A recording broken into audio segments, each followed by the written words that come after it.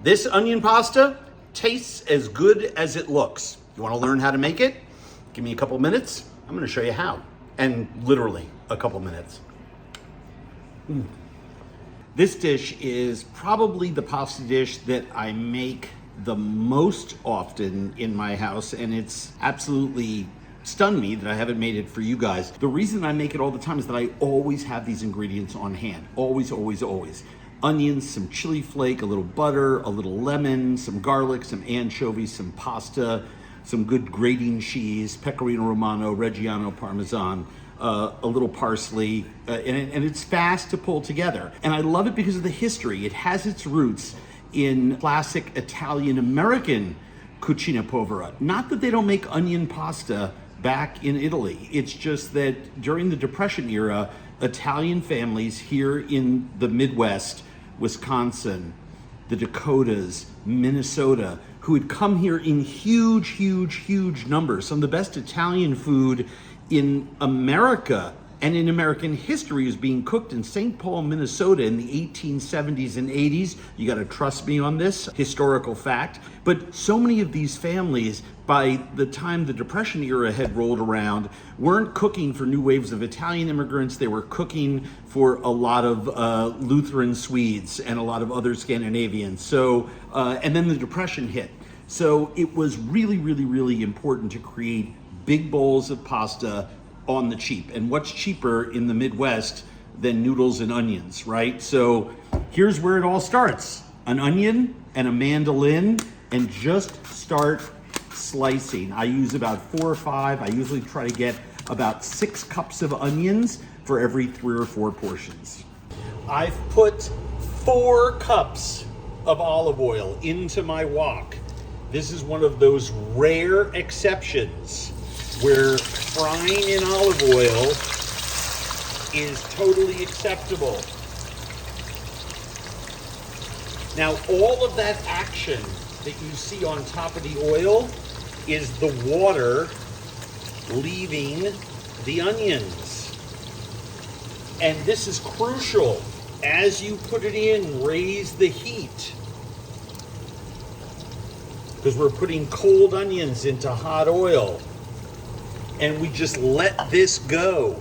Now, frying or deep frying in my wok is, I love doing it because it seasons the wok better than anything. But I also have just the right amount of depth and surface area. As these onions cook, they're gonna wilt. And then they're gonna caramelize, and then all the water will burn away. And when all the water is burnt away, can't talk today, it's gonna start to brown. You can't brown in the presence of moisture. But just stand around, give them a toss every couple minutes, be mindful, and then drain them onto a plate with some paper towels. And once this is done, the pasta comes together in a matter of minutes. Now these have cooked for about 6 minutes. That boiling there is not the oil boiling in the sense that water boils. That is water leaving the onions. Remember, water at 212 degrees and up boils. Oil at 212 degrees is flat. Oil at 300 degrees is flat. Oil at 400 degrees is flat. It's when you put something into it that the oil starts moving. So that's all water leaving the onions. And until we start to see those bubbles decrease, we're not going to see the browning. However, every couple of minutes, I just move them around.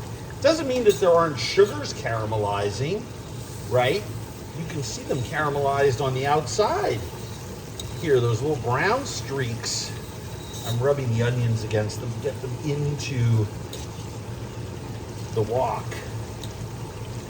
Of course there are sugars caramelizing in there, but we won't have the physical onion browning until the water is gone. And we're still a little bit away, but don't move. The other thing I would tell you is that the oil, I strain and I save it and I use it for cooking. I mean, it's just onion infused olive oil. I mean, you can fry it, you can make salad dressings with it, you can saute with it, use it in sauces and soups. It's fantastic. So don't throw that olive oil away just because you fried it. Okay, so it's been a total of about, I don't know, 12 minutes.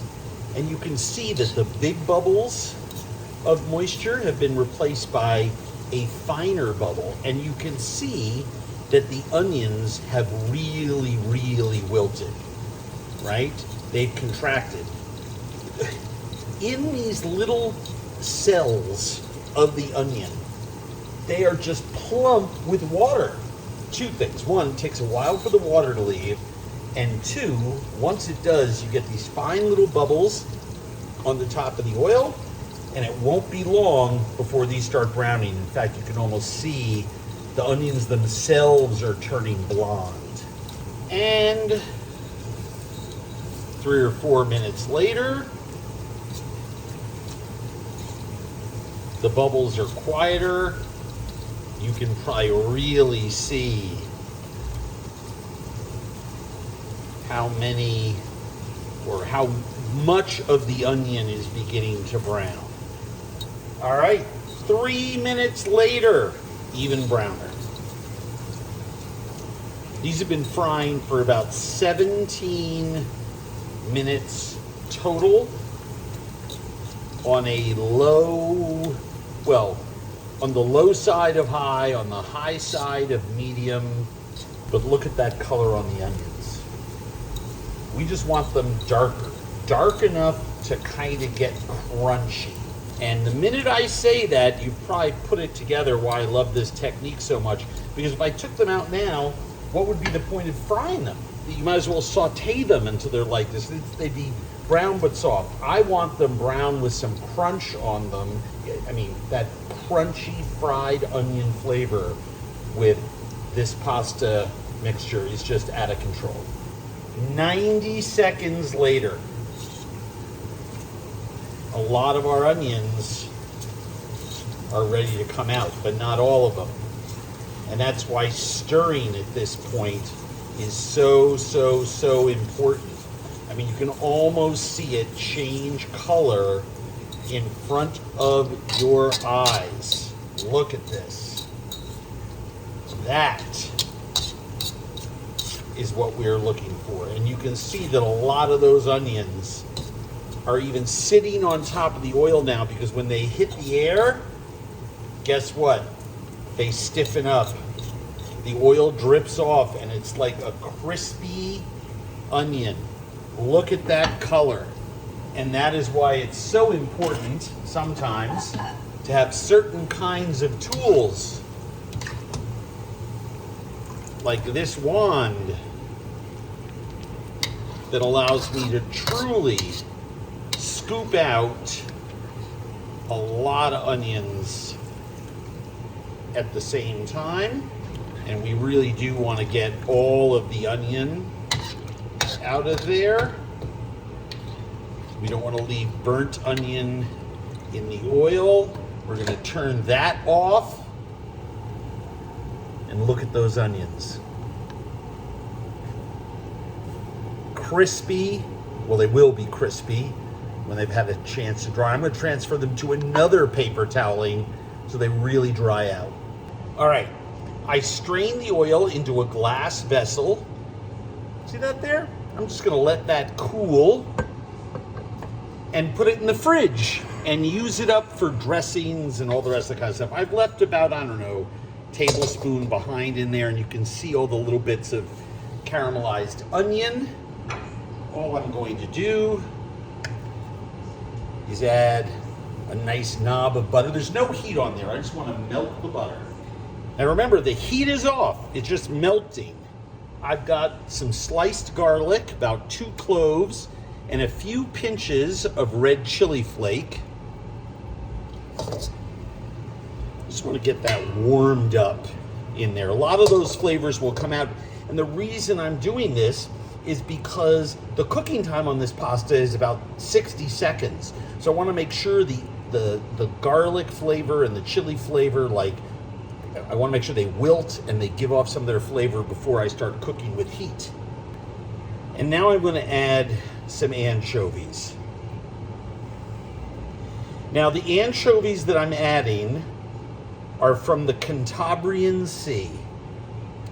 They are produced by a company by the name of Nassari, Nassari, and I get them in packs and I unload them into little containers like this.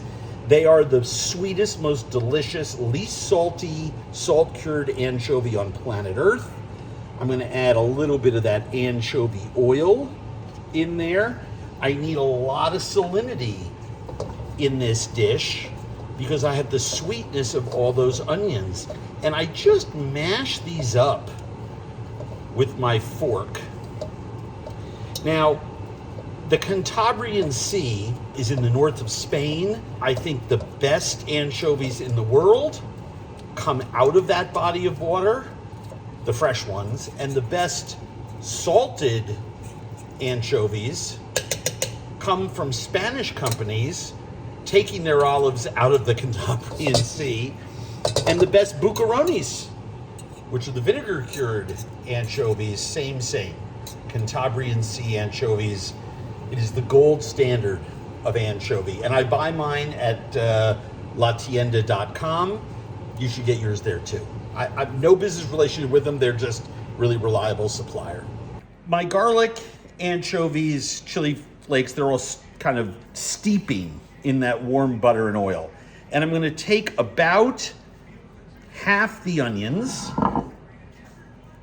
I'm going to put them on my cutting board. And the reason is they have, I mean, don't trust me, show your eyes will show you. These are now crunchy. You can just break them up like glass with your fingers. But I don't want to do that. I want them smaller and I want them consistent.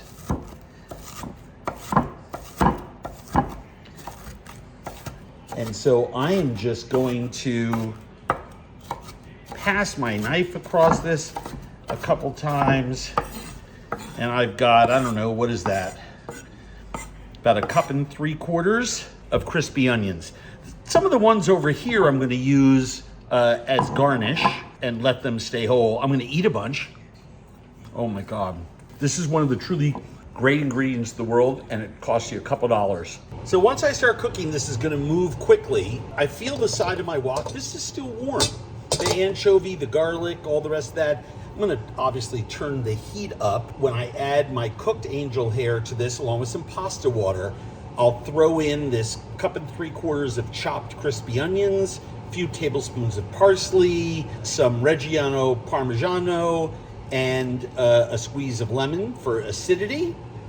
And then we'll start tossing, add a little pasta water, and we're gonna be good to go. You can see, I mean, I have this on the lowest burner, and you can just see a couple little tiny bubbles coming up in there as the oil, the butter, the anchovy, all of that starts cooking together. Smells great. I'm going to turn off that heat because I don't want it to burn while my angel hair is cooking, even though the angel hair only takes a couple of minutes.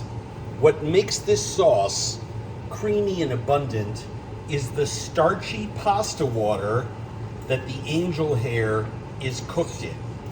So I'm not going to be draining my angel hair. I'm just going to use a big pasta fork and lift the wet angel hair that's al dente into this wok with the sauce.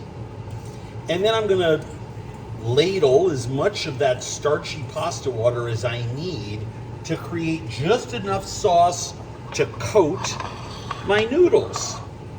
That garlic is just beautiful. The butter is getting brown, not from the browning of the butter solids, but from the little bits of browned onion stuff that's in there. That angel hair is looking absolutely perfect. Raise the heat on this. I'm going to add about 1/4 cup of pasta water in there. I'm going to add a little bit of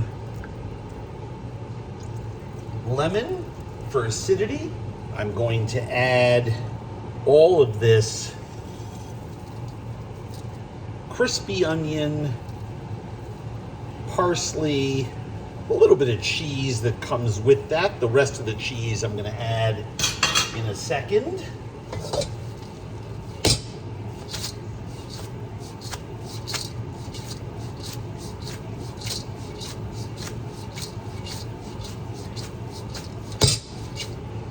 Look at that. A little more pasta water, because I want there to be some sauce clinging to those noodles. I want it creamy with that sauce. And what's going to give me that creaminess is that little bit of butter, the oil that's in there, and the pasta water. And I know that a lot of chefs talk to you about the value of pasta water.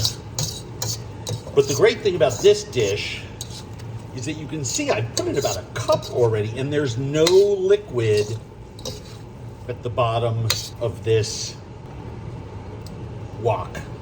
None. Number one, the pasta soaks it up, but number two, and now that I've added some cheese, I'm going to add another 2-3 ounces of pasta water. As long as you're not overcooking your noodles, you're fine. Now we can plate, a little bit of black pepper. So I grab a portion of noodle with my cooking fork.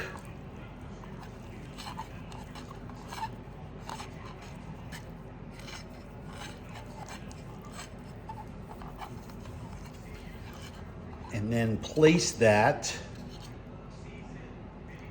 on the plate.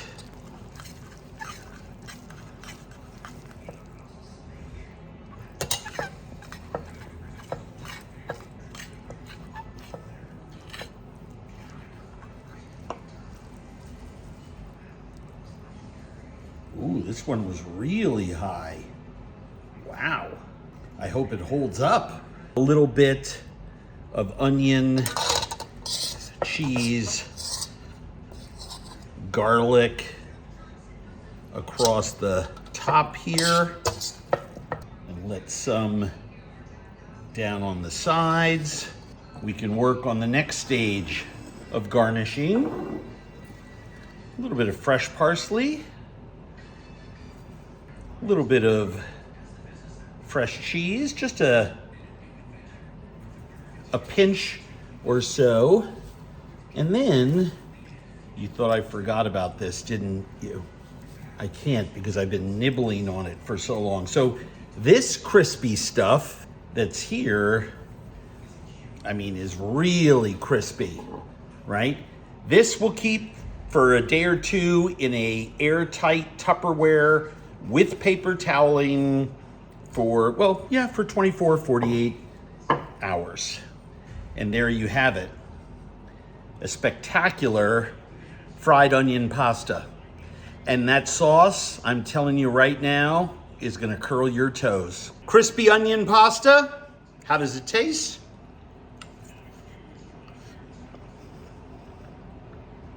Creamy with the parm and pecorino and pasta water, faintly garlicky, just a hint of heat from the chili flake, the sweetness of the onion, both the chop that's gone into the sauce and gotten soft, as well as all those crunchy, crispy bits on the top. This right here is the easiest, tastiest, most delicious weeknight pasta dish that you will ever make. Fantastic.